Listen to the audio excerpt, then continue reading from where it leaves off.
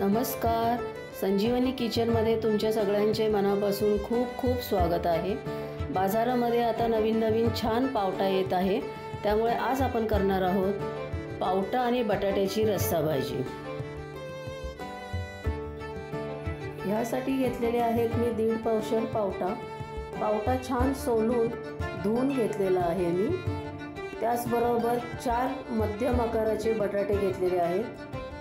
बटाटे सोलून त्याचे असे मोठे काप करून घेतलेले आहेत. त्यासाठी प्युरी लागणार आहे आपल्याला. त्यासाठी 3 मोठे कांदे उभे चिरून घेतलेले आहेत.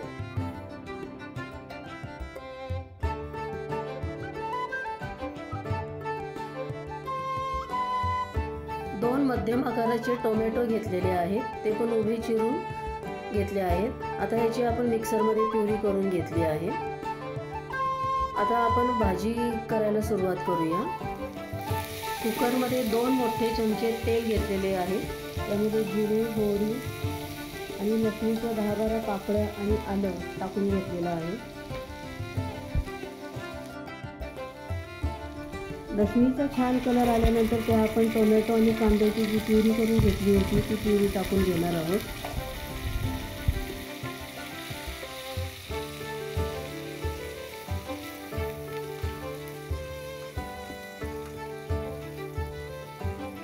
टोमॅटो कांद्याची प्युरी टाकून घेतल्यानंतर आपण एक 4 ते 5 मिनिटं आपण छानपैकी त्याला वाफ काढून घेणार आहोत. टोमॅटो आणि कांद्याची प्युरी आपल्याला तेल सुटेपर्यंत परतून घ्यायची आहे. अर्धा चमचा हळद घातलेली आहे. 1 मोठा चमचा लाल मिरची पावडर, ही बॅडगी मिरचीची पावडर आहे. 1 मोठा चमचा धने पावडर घालून घेणार आहोत. अर्धा चमचा आपण जिरे पावडर घेतलेली आहे.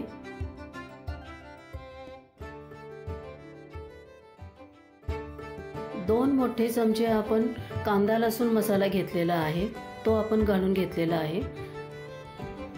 आपण हे आता छान एक प्रकारे मिक्स करून घेणार आहोत.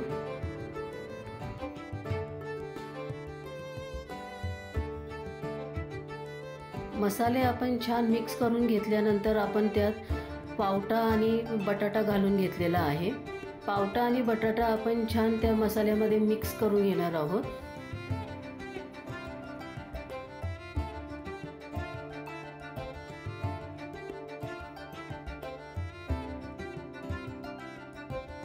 पावटा आणि बटाटा आपण छान मसाल्यामध्ये मिक्स करून घेतल्यानंतर त्या आपण आता गरम पाणी घालून घेणार आहोत. जवळजवळ मी 1.5 ग्लास पाणी घालून घेतलं आहे.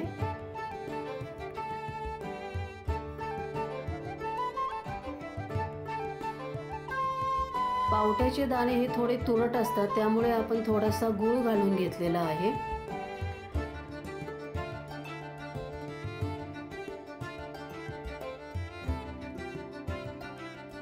एक छान उकळी आल्यानंतर आपण आता चवीप्रमाणे मीठ घालून घेणार आहोत.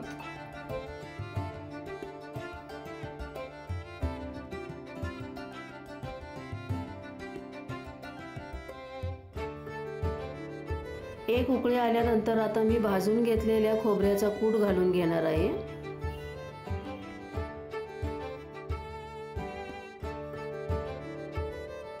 हे सर्व आपण आता छान मिक्स करून घेणार आहोत.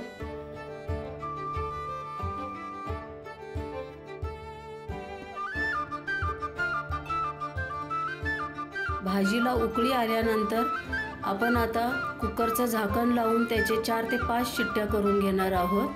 4 ते 5 शिट्ट्या झाल्यानंतर कुकर गार झाल्यानंतर आपली भाजी आता तयार आहे.